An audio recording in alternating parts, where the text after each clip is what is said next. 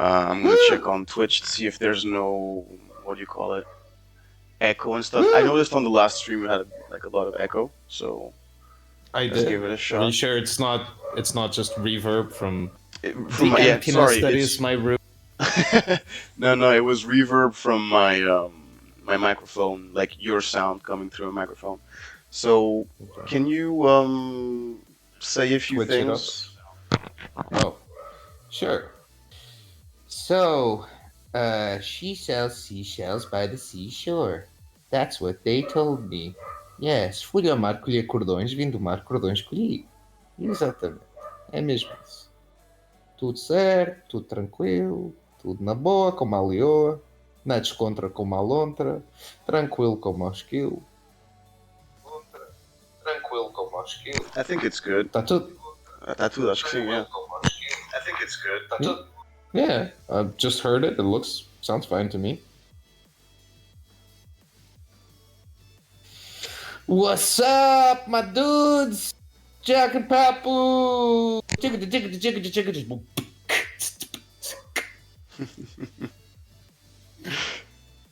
Jack and Papu in the house. I feel like every time we stream something, I say, after a long hiatus, we're back. Every fucking time. It's true. Christ. Jesus. So, Tekken demo, huh? Yeah, Tekken demo. Alright. We're doing this. We did one with Monsieur Dagon Keldrum, the low blow, a few days ago, and I forgot to upload it to YouTube, so we're going to do it again. So basically, in this demo, which is a great demo, ooh, titties. Ooh, pecs! Wow! Pecs! Damn! Men. That is the stuff of legend. Absolutely. So what's really cool is that on the story, I believe, I think it's on the gallery. Is it the gallery?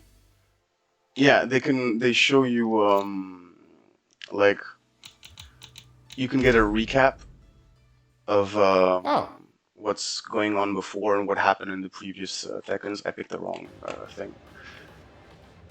What the fuck is going on? I know, right? What is this? So the reason I'm gonna start with this is because yeah, we got the campaign, the story, and everything. This is like a new mode for Tekken 8. And the reason, arcade? Yeah, it's a bit like the Street Fighter 6 thing.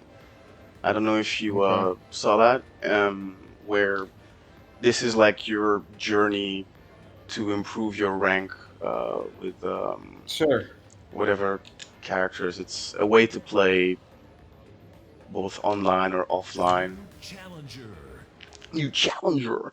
Get ready for the next battle. So as you can see, we are now first Dan. What the fuck has happened to you? Your hair went all floopies. Dude, it's a hard life. Jesus, Paul, you did not age well, my friend.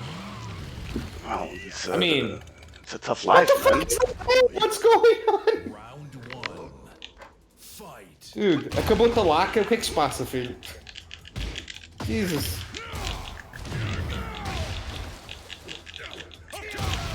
Shit.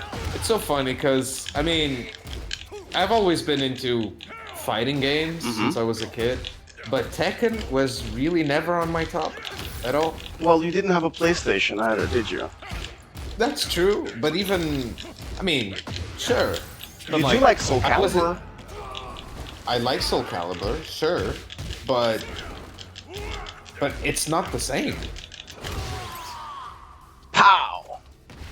Round 2. But I mean, I think for me, I'm a Street Fighter and Mortal Kombat boy. That's what I've always been. Yeah. But also, I don't like the new iterations of Street Fighter and of Mortal Kombat either. So When you say the new iterations, are you saying anything after Mortal Kombat 9? The one that came out for the 360? That amazing one? yeah, pretty much. I think Everything that's after also that. the best one. I appreciate the quality of 10 and 11, but it's Sure. not the same. They're weird reboots. And I did buy the Aftermath DLC for very cheap. Final round. Mm-hmm. Fight. Nice. Woo! So this game has a new gameplay mechanic, which is that thing that I just did, where you press RB and he allows you to have like a powered up combo type thing. And then on top of that, the rage system is back. As you can see, his health is low and his life bar is glowing red and stuff, and then you can get like a power up and shit. Gameplay wise, it's still true to the old Tekkens in the sense that you can get like this cadence of once you get going and you match the right attacks and go from left and right and kick and punch and stuff, you really feel that you can get going with simple attacks. Yeah. So as long as you understand the mechanics and the timing, you don't have to be a very advanced player to be effective whilst playing this game. And that's really cool. Gotcha. Because that's the problem with fighting games, right? Once you get online, once you play with other people who are really good at it, you feel completely out of your depth, right? And so that RB thing that I showed you, along with the rage system and this new, this new system just really allows you to balance things out a little bit. Although, of course, that also works for experienced players too, right? So you can still get your ass kicked.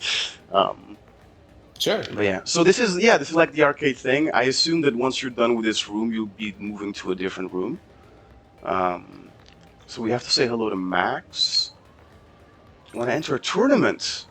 Yes. Oh, damn. Do you are your characters given Paul for any reason, or? I think here I can choose if I can have Paul or Jin. But I choose Paul, just it's more fun. I played with Jin mostly last time. So, and available on the demo, you have Paul, Jin, and Kazuya, and another fourth character that I'm not remembering right now. So, I didn't try this tournament yet, so let's give it a shot. Hey, Panda! Panda! Yeah. By the way, in Tekken 8, I think you have to play the full campaign first, but Tekken Volleyball is back. And I'm very excited about that.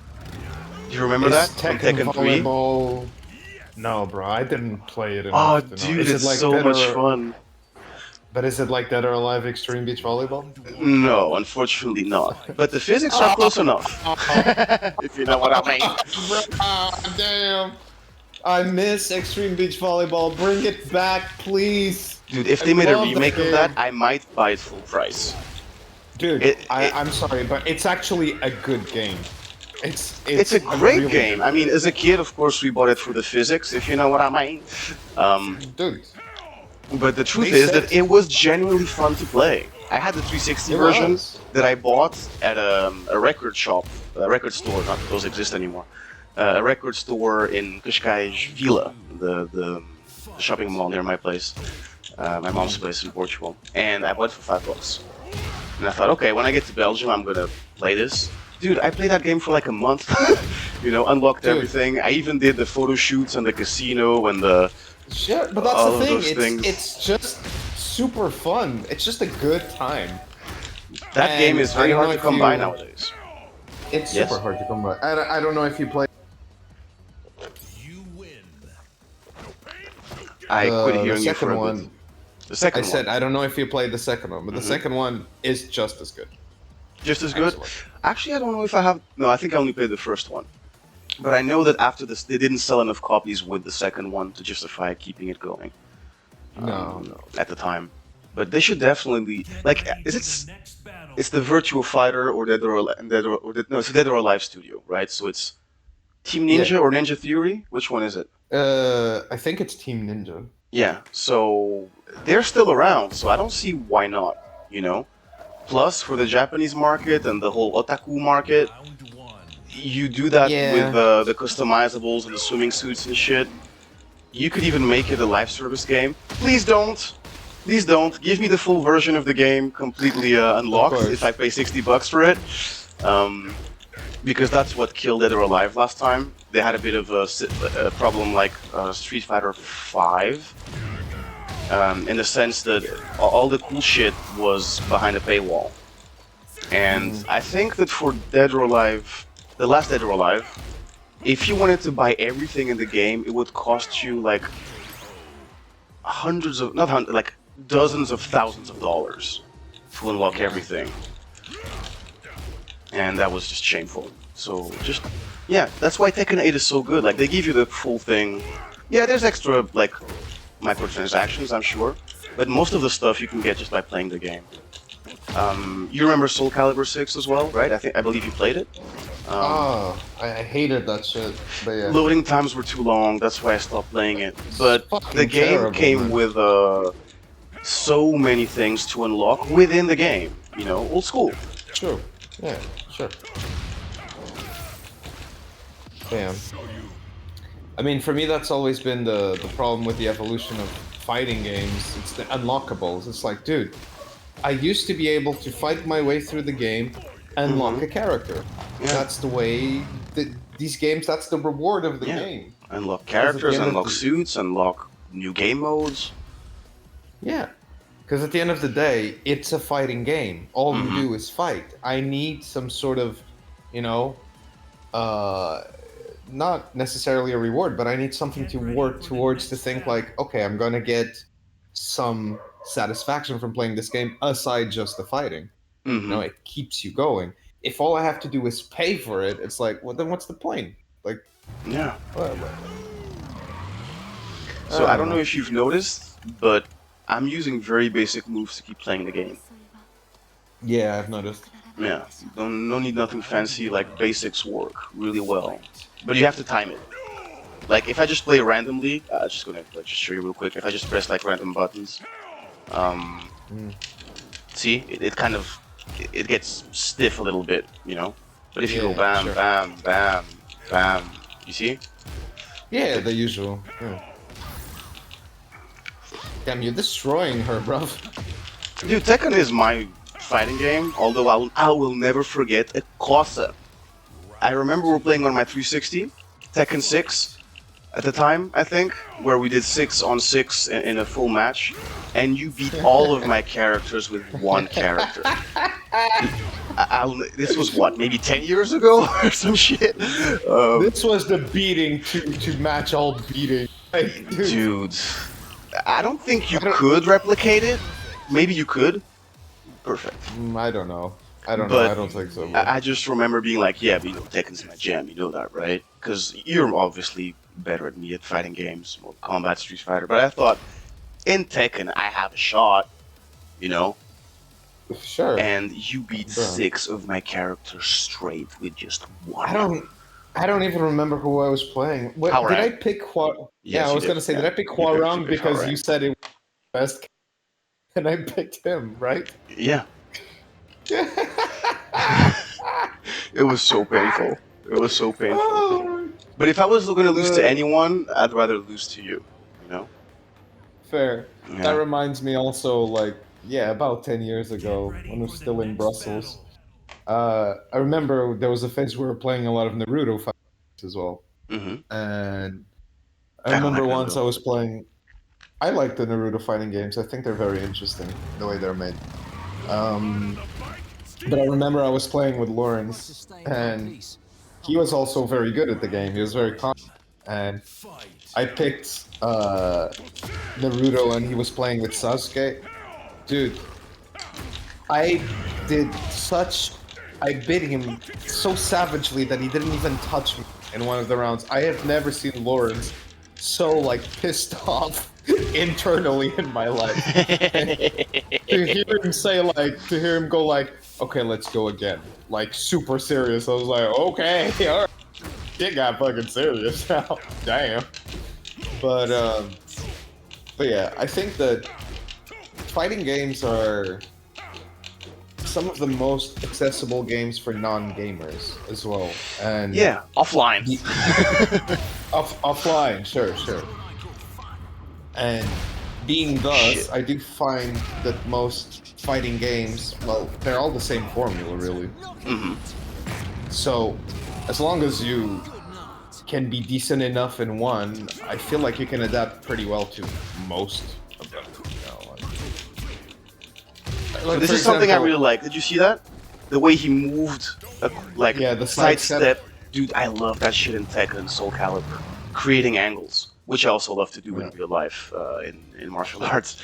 But that's something I really like about Tekken that you don't see as much in Mortal Kombat or Street Fighter. Sorry, I interrupted you. Go ahead. You're right. But for example, in terms of that, I prefer between these more like Tekken, Soul Calibur, and the new iterations of Street Fighter and all that shit. I still prefer Dead or Alive because I grew up playing Dead or Alive in the new age new age and Trashers, like the first Xbox and stuff. I love Dead or Alive because of the one thing they implemented, which are counters. Counters are mwah. Yeah. And you can counter a counter and counter the counter if you're good enough. It's amazing. It's beautiful. It's amazing. Yeah, I feel you, man. And it's funny because the formula didn't change much since PlayStation 2. You know, in that it sense, hasn't much changed like at Tekken. all. That's the thing. Like, they really didn't go out of their way to make some fancy. No. Here, you like this recipe? Here you go. Do it. And destructible environments too. That was a big deal. Sure. In all directions, up, down, and left and right, through walls, through the floor, through cliffs. To the window, to the floor, Who's this? down my balls. Fucking edgelord anime villain. Who's this Twilight-looking motherfucker? Who's this Vegeta knockoff motherfucker? Wow. Okay. The faces of these dudes. Dude, that black dude just reached puberty right now, bro. Yeah. That mustache. Holy He's 12. shit. Alright? Yeah. Or maybe he just had some chocolate milk. He just forgot to wipe it off. Yeah. Dude. Jesus. Seriously. You're wrong. Tekken's about playing however you want. There's no such thing as real or fake. I want to enjoy Tekken and be a fun place to play with my friends. Okay, Goku, calm down.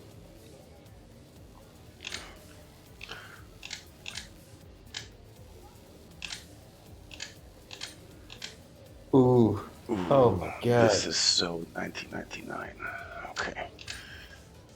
I'm gonna set it for fighting games and Final Fantasy and those types of MMO RPG type of looks. Not MMORPG, sorry, just like straight up JRPG looks. Japan is kind of stuck in time with the hairstyles and the clothes and all that. Now it feels nostalgic, but it's not nostalgic if they just stuck with it for the last 20 years. It's not like they went back to it, they just kept going with it. Skip, shitty written dialogue for kids. Thank you for playing Tekken out. Go to the full version purchase screen? No, because I'm broke and I'm waiting for the next sale. I think I'll buy it maybe when it comes with the next DLC.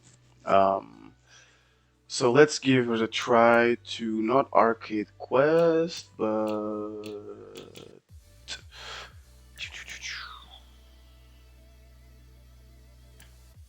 Not the story. Super Ghost Battle. Fight Ghost create with latest AI technology to recreate your style and other player styles. Ooh. Player on player, player versus CPU. So let's try player versus CPU. You can show off different characters. Left. Because I'm a communist. Always. Right, these are the characters available. Fucking Nina. Who I hate playing against Nina. Since I was a kid. Kazuya is really decent. By the way, someone who's 1m81 and weighs 85 kilos does not look like that. But this is a cartoon. Absolutely not. Absolutely not. Unless he's made of cotton candy and balloons. Let's go with Jin. Come on. Jin Kazama. Fuck you, daddy! Kazuyami Shima. Let's go. Get ready for the next battle. I also think I'm not sure if they have the beat 'em all game mode in this Tekken. I'm not sure, but I think so. I hope they do. It was on Tekken 3 and also on Tekken 5 and 6, I believe.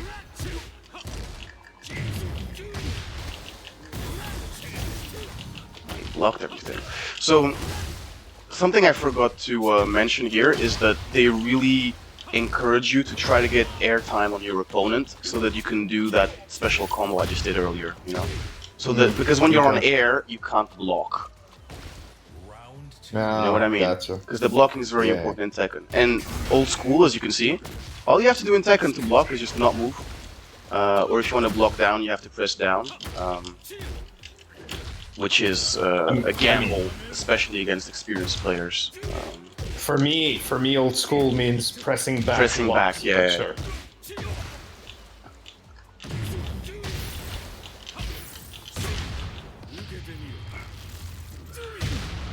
Try it, bitch! Woo!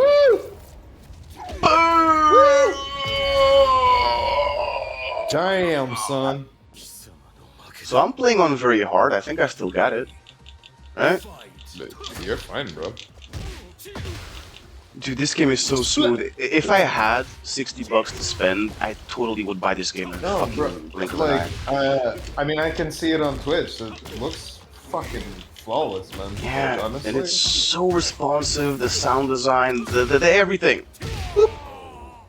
Done. 3-0. Vamos embora.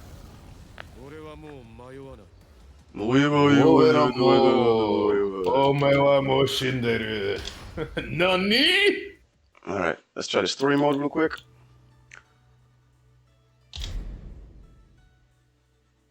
Chapter 1 cleared. Yeah, because I did it last time, but yeah, let's just give it a shot, you know. Story is... Tekken lore is pretty cool. There's, it's kind of straightforward. It's like... It's Shakespeare, because it's the story of like a power struggle within a family and a grandpa who hates his son and a dad who hates the dad and they kill the mom, and it's kind of messy. You can go check it out on your own if you want, but it is quite compelling.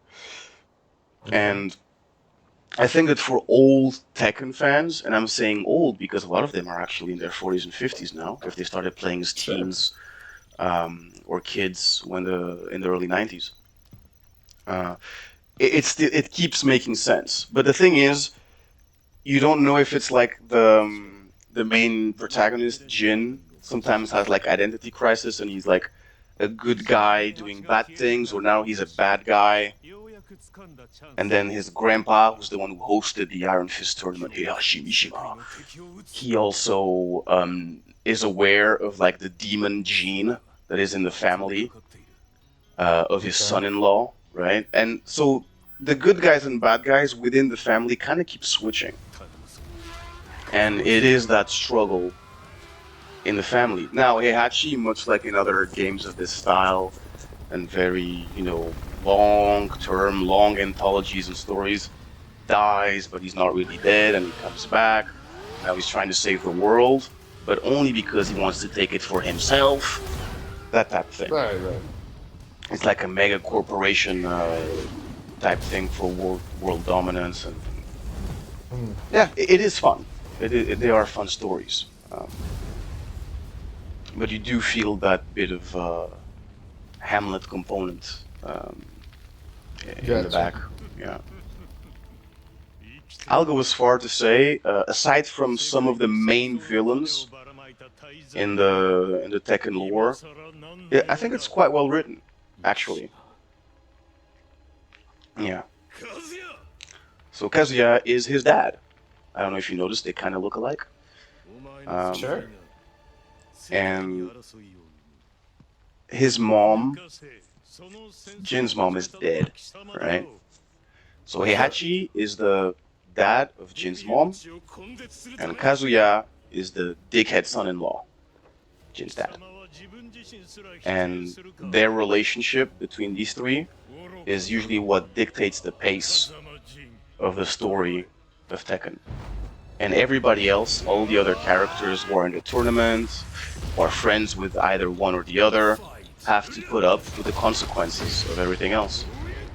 Some characters change sides, but it's still pretty cool. What I really loved about Tekken 3, though, is that they just give you the game, right? And then you have the arcade mode, and your reward for finishing the arcade mode with a generic final boss at the end, who used to be the ogre at the time,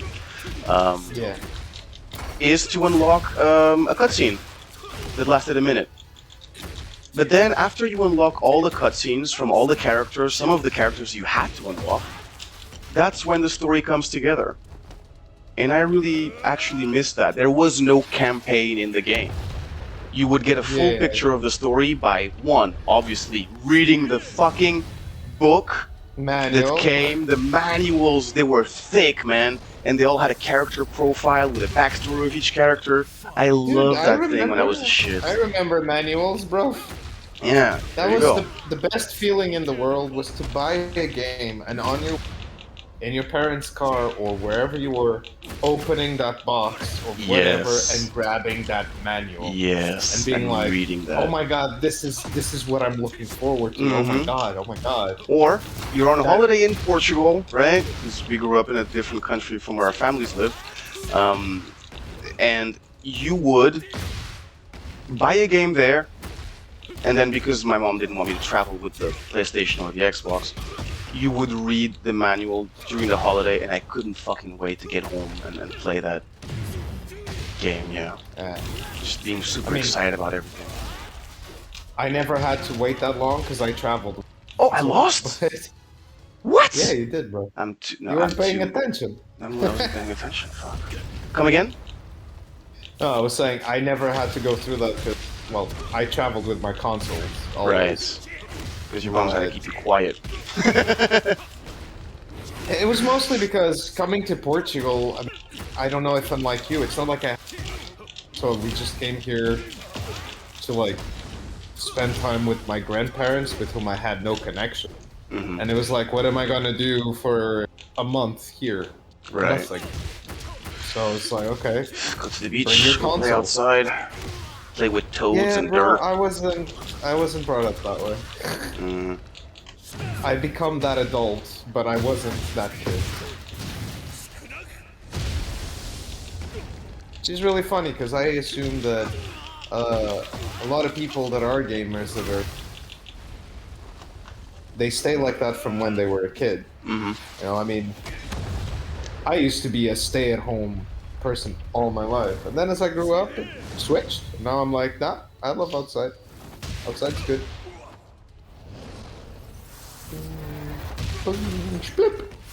Okay, now I can't use this part of the match. Shit. Shit. Oy. Come on. Yes. Cool. Very Oh, nice. there's something I forgot to mention. If I press LB, I can unlock this stuff. See? Yeah, I saw it written down, Yeah. the special style thing. Yeah. So that you don't have to it's basically preset combos that you can assign. And you don't have That's to pretty cool. do super complicated shit. Yeah, it's part of that thing to balance out the, balance out the difficulty, I guess. Sure. So that's pretty nice as well. The problem is that even though you might get the skills or know how to this, know how to do that, once you play against elite players, it's really about the timing and the frame rates and all that shit. Not as much as Mortal Kombat, not as much as Street Fighter 6, but getting the timing and the cadence right is everything. Understanding the reach of each move and all that stuff, it's very important. But I find Tekken more accessible. Oh, you like it because it's easy. Who gives a fuck? It's fun. Yeah, who Tekken is cares? about having fun with your friends. It sure is, bro. Like 100%. Like, even for me, when I go meet up with some friends and sometimes we'll have console, they always ask me, "Do you have Tekken?" I'm like, no, I don't have Tekken. I know Tekken. Don't have Tekken. Well, Portugal is PlayStation country. It is Sony It country. used to be Sega country, but Yeah. 25 years ago. Like the other day, I caught on my Instagram feed an ad for the Mega Drive in Portugal, like an ad from the 90s, and I was like, oh my god, I forget Sega was so big in Portugal in the 90s. So fucking big. It's crazy. Especially in the north, I believe. I mean, I wouldn't know. As far as You I wouldn't know, go. You it's only went all north. Yeah. yeah. So um, for me, it was typical to see like, yeah, just ads and like on stores. There's a store here, like an old like toy store, Uh-huh. that on the window there is still the Sega logo with the fucking Sonic next to it. It's fucking Nice. sun tapped as shit, like colorless, but it's there. But you can still see it. You can still see it. It's still there. And yeah.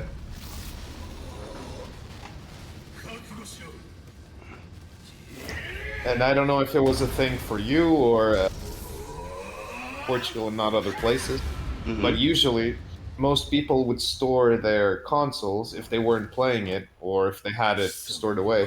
They had it in the, you know, the banana boxes, the Chiquita banana boxes. Yeah. Yeah. They always, every time I saw one of those boxes, I'd be like, I know. Because people always keep it in those boxes for whatever fucking reason. I know exactly what's in that box, and it's not bananas.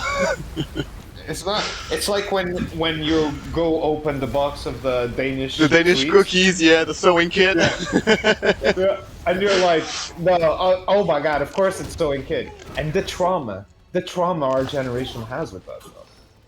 We were made to believe there was candy, but there was no candy. It was all needles and string. I will say that at my house, it was very much that. But my grandma's such a sweet tooth that she never pulled that trick on me. At my grandma's house, Danish butter cookies box was always Danish butter cookies inside. Yeah. You did not live the trauma, bro. I did at home, you know, especially when I saw a new box, which was really weird. Yeah. Because then I know, oh, mom ate the whole fucking box by herself. And when she was done, she put it in. Yeah. And I don't know if you had this as well, but we're both 90s kids, right? Yeah. How is it that for some time, dinner parties, okay, Yeah. let's assume parents, grandparents, friends, it doesn't matter.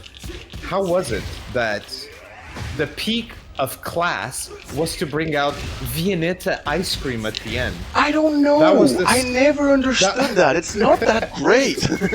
As an adult, I enjoy it more. But as a kid, I was like, what the fuck? Why do I have to eat ice cream on a plate with a spoon? This makes no sense. And it was like, this is the epitome of classiness. It's like, this is not the epitome of fucking... But as a kid, you'd be like, oh, I'm eating the Viennetta ice cream with the adults. I am fancy as fuck. I'm fancy, But- yeah. It's like bringing But what Jose the or fuck? green wine to picnics, isn't it? Yeah, but like, what was up with that? What's with the Viennetta? Like, it wasn't just me, right? You also went through that. Yeah, yeah, absolutely. Absolutely. Yeah. Those dinner parties after coffee, you know, or after the main dish, it was, yeah, the Viennetta. And they made a big deal out of it. They bring it like it's some sort of oh, the Viennetta! Oh my god! yeah. It's like the roast pig with an apple in its mouth version of a dessert, you know? Yeah. And it was the crappiest fucking cheapest, not Yeah. cheapest now, but the crappiest possible sort of ice cream you could have. It was premium crap. was Let's not- be honest. It's a giant was- mini milk with a tiny chocolate coating on top. Yes, correct. And yet, that shit reigned supreme for a decade. Insanely so. I don't get it. And I wonder, is this a European thing? Or is it a Portuguese thing? Or, because I don't know. I've never mentioned this to other so- nationalities, so I'm not sure. I know in that Spain in they Brussels had I it as didn't well. get it. This was very in Portugal, but I've read stuff online of other people from other countries, not Italy, but like maybe the Balkans or France, who also mentioned that. But when we were Spain kids does as in well. Spain, there you go. When we were kids in Belgium, we never had that at the house. But in Portugal, No? we go to other people's places, and there you go, dinner party, Viennetta, you know. Yeah. The only other country I heard made a comment about, well, I saw someone comment in like a reel or on Reddit, I don't remember, is Australia. Apparently in Australia was the same thing. Australia and Portugal share a lot of similarities in terms of culture. The whole beach culture, ice creams on sticks, skin cancer, shrimp on the barbie, yeah, fish Yeah. barbecue and all that. So that might be one of those, like it's a good combo. Very much summer stuff. Mousse de chocolat, babad camille, right? Like a chocolate mousse. And how would we describe babad camille in English? Camel drool. Camel's drool. It's camel's drool. Can you Dude, explain how to make it and what it is? eh, it's super simple. Basically, it's a condensed milk dessert, and it's super easy to make. Like, you have to cook the condensed milk. Although in Portugal we can already buy pre-cooked condensed milk in cans for the specific purpose of making this dessert. And what you do is you add uh, two two yolks, and you fluff up the egg whites, and you mix it together like you would make a chocolate mousse, if you will. That's pretty much what it is, and it becomes this gooey, viscousy sort of, well, camel's drool. It's caramelly condensed milk goodness. That's what it is. Mm. If The you're reason- into condensed milk, it's delicious. It's fucking great. Yeah. The reason why I ask you to explain is because you make probably the best one that I've had Oh, dude. outside of my godmother's when I was 8 years old. But I think she just Dude, hit a there's- jackpot that one time. The one you make is very there's- good. I love There's it. no fucking science to it, bro. It's literally just what I told you. There is a Super basic. science to having a certain sensibility to when to turn off the gas. You know, there is a certain Sure. science to having that sensibility, and you have it. You know how to make it, and you make it really well. Some people like it You know, more, the- some people a bit less, but I like yours The, a oth- lot. the other day I made and I remembered that when I made it for you as well. That was Um, really sweet, man, because my mom used to make we call it cookie cake in Portuguese, which is basically taking butter thin cookies called Maria, bolacha Maria, very popular in South America, Central America, Portugal, Spain, the Balkans as well. And you dip them in coffee, and then you make what do you call it? A frosting made of butter and sugar, and you you basically stack make them on top of buttercream. each other with the frosting between them. Put it in the fridge, take it out, and when you eat it, it's delicious.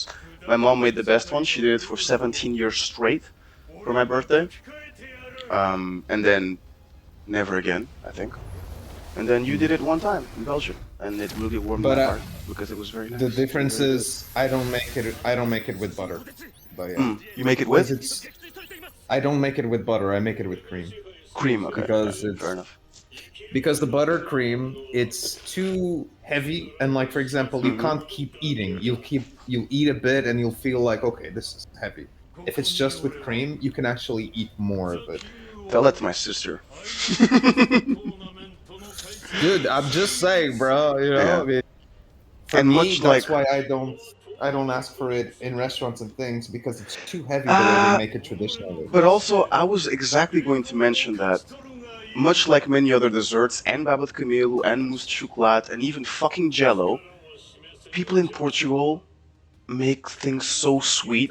Like, sometimes you look up the recipe online, you will use half the sugar they recommend, and it's still too sweet. You know? Yeah, But we're talking about people who put sugar on top of Nesquik in milk. So we're but talking I about mean, people dude, who add sugar to Frosties. You know? They're mad. They're fucking mad. do you know how much sugar uma torta de laranja takes, man? Fucking insane. Not just Laranja that, but already how has many way too much eggs- sugar. Yeah, Mhm. I know. That's the base of our Torta de desserts: eggs and laranja. sugar. Yeah, because uma torta de laranja would be, let me think, about let's think what they use for a typical recipe. It would be 8 eggs. 8 eggs? Right, What the that's fuck? 8 eggs. 8 Jesus eggs. Christ! Oh wait, This before we coming start, from- explain what is torta de laranja, like in terms of the shape and Okay, torta what de it consists of? laranja is basically an egg-based dessert because Mm-hmm. it's Portugal, so everything is fucking egg-based in this country.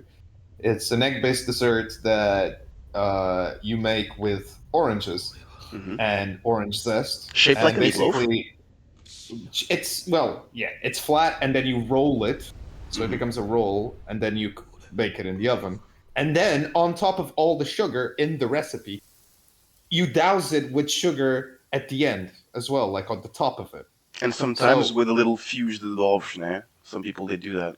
What do you call those? That's too fucking much, bro. But yeah, like some people might do that. But yeah, look, I will tell you, like, because I make it, or I used to make it often, and my recipe, the one I use, which is my family recipe, it's 8 eggs. Okay, it's 350 grams of sugar.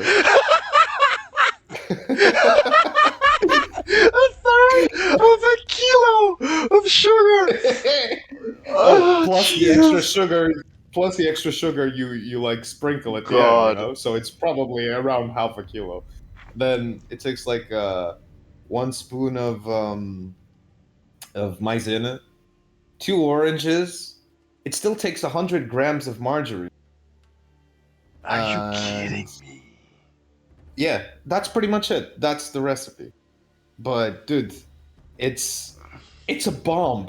But Portuguese desserts and well, It's I know madness. you're saying that we're too here, but Brazilians are worse than us, bro. Yeah, yeah, for sure. For sure. Brazilians are I was gonna say fucking that's worse. child's play for Thai people, which they love, by the way. Those Portuguese desserts here, they made their way to Thailand a long time ago already, to the point that they're a part of like they're a staple of Thai desserts. Actually, you go to any fair or any like marketplace where they sell, they have food stalls and they sell everything and anything, you will always find those. Mm, Same thing in China as well. When I went there, I found them. mm. Yeah, they The absolutely love them. tartelette in Macau. The tartelets no cu, mas é. Yeah. Tartelette. But yeah, no, but the our baking here is insanely. The thing is, if you don't like egg, you're not gonna like Portuguese baking Yeah. because it is the essence of our conventional Hmm. like baking because it comes, from the convents and the nuns and using a lot of eggs, and so Hmm. that's the basis of our baking here. And I think that it's delicious, but I do like egg and I do enjoy it, but it is extremely sweet and you have to be very moderate with the way you consume it because oh my fucking god. Seriously, bro. Fucking insane. I'll be honest that I do prefer in terms of like bakery, pâtisserie, and all that stuff. I really Hmm. do prefer the German, Austrian, French, Swiss style much more than I prefer than the Portuguese one. It's much lighter, I more grain. Yeah, I mean, There's I more see what contrast you're in flavor saying. while you're eating it. More like little pie based sometimes. They use more fruit, Mm, especially red fruits. There's more sour tastes to it, sour, sweet and sure, sour. With cream on sure, top sure. to balance it out. It's more consistency based as well because everything in Portugal Mm. is fucking spongy in that sense. Oh, super spongy. Yeah. And the good Spongy shit I humid. like about Portuguese bakery is actually French inspired. So yeah. Interesting. I don't know. I mean, there's a lot of Portuguese desserts that I love. Well, camel's drool being one of them, Hmm. buttermilk, obviously. But I do know, for example, that uh, I don't like northern baking. I'm not gonna Hmm. say French, German. I don't know that I am that acclimated to what the baking is, Hmm. but I'm You thinking of mean Sweden, Scandinavian? Yeah. Norway, Scandinavian, yeah. Yeah. I Because mean, yeah. a lot of it is based on marzipan, and I Yeah. hate marzipan. Yeah. Marzipan and So honey and like licorice. raisin, licorice, and fuck. Yeah, it's not my thing. I will say I do love Get ready for the next lussebula, battle. which are the saffron buns. They're Mm. very good that they eat for Santa Lucia. But aside Yeah, from that, because they're a bit unusual in the perfume that they hold. It's not like a sure, honey-based or orange-based perfume, right? It's more original. sure. But do you find Yeah. it to be an Round exception one. in that sense? Fight. I don't know that it's an exception. It's just I guess it's a lighter, less constructed dessert, which I enjoy because it feels in the midst of all the other things that are so flavored in a specific way, it feels like a and I enjoy that. They do Hmm. do a lot of things with chocolate as well, and I mean, I'm not particularly a big fan of chocolate to begin with. Um, I love but cakes. It's not really my. But I mean, dude, Northern cuisine in general, let's say specifically Scandinavian, is really not my cup of tea, dude. I mean, Denmark, Sweden. I'm sorry, guys, but you can suck a dick when it comes to fucking food, man. Jesus. Also, It's like that thing time if on everything. Yeah. The thing is, like, you know how when you go to a country, if you enter a kitchen, there's going to be specific smells because, you know, whatever people cook in that country that's Yep. customary. Like, if you're in Greece, it's certain smells. If you're in Portugal, it's probably going to be olive oil, garlic, or parsley, cilantro. Onion, There's going to salt. be certain smells. Sure. When you enter a kitchen in Sweden, Yes. the only thing that overpowers you is the Boo! scent of dill. Boo! Dill every fucking where. Dude. And I like dill, but dude, not on every fucking thing, dude. Jesus. It's too much. Plus, entering a kitchen and asking for olive oil and... What do you mean olive oil? I mean, dude, what do you mean, what do I mean? I mean, where's the olive oil? Where's the You exactly? mean rapeseed oil? We don't I'm like- have it. Like, what the fuck do you mean you don't have olive oil? It's like not having salt. You need to have Yeah, olive oil, it's- garlic, salt, black pepper, onion optional. Onion. But if you don't have garlic, you onion- better fucking have onion. And vice I versa. mean, for me, garlic is more optional than onion, Mm. for me, personally. But But one of the two I, must. one of the two is necessary. It's necessary, bro. Fuck that. Because I mean, of course, if you're gonna cook meat, you need the garlic. But if I'm gonna do fugado, I'm gonna need Yeah. the onion more than the garlic. So it depends on a lot of what you're cooking. Yes. Yeah. But yeah, those things that I consider like indispensable for cooking. When I go somewhere and they don't have shit, I'm like, how do you live? How are you alive? Get ready for the next How can you battle. appreciate living with this void that you have in your kitchen? Don't What is this? appreciate, just go to work and get off it. And I'll fine. admit, I'm like Paula calls me, I'm un pijo de la cocina. Pico de la Like, cocina. Fight. But it's fair. I am, as in, like, I like going somewhere stacked up to the tits with spices. Because I Yeah. love spices. And you like spice, you But- like perfume spices, right? Not just taste Sure. and punch in the mouth type of spices. No, I like the scent, the aroma, the perfume, but like Yeah. strong. I really like. That's why some of my favorite cooking is Indian, mostly, because of the perfume it has. It's Round two. very attractive. I also like Moroccan and Lebanese, those things that have a more strong aroma profile. But yeah, like going somewhere and being told that I have salt, I'm like, okay, what else do you have? Pepper. That's it. Yeah, pepper. Yeah, sure. I mean, I'm like, okay, I know we can make a, but I want spices, man. I need spices. What the fuck? Man, King got some moves. Yeah, I was seeing. Ooh, Yeah, but it's my turn now. don't get cocky. Oh, he did.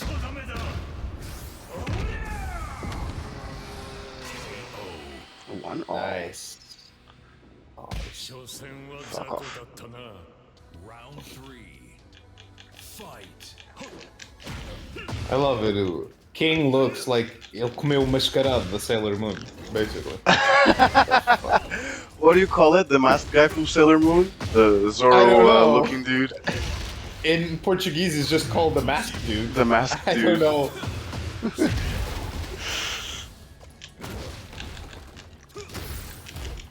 Oh man. So in this mode, the CPU kind of learns from my moves and learns to counter them. That's why it's a bit more difficult. I have to literally keep variety in Yeah. my moves It forces you to get Yeah. out of the to do different shit. status quo. Let's see if he's gonna learn. Up.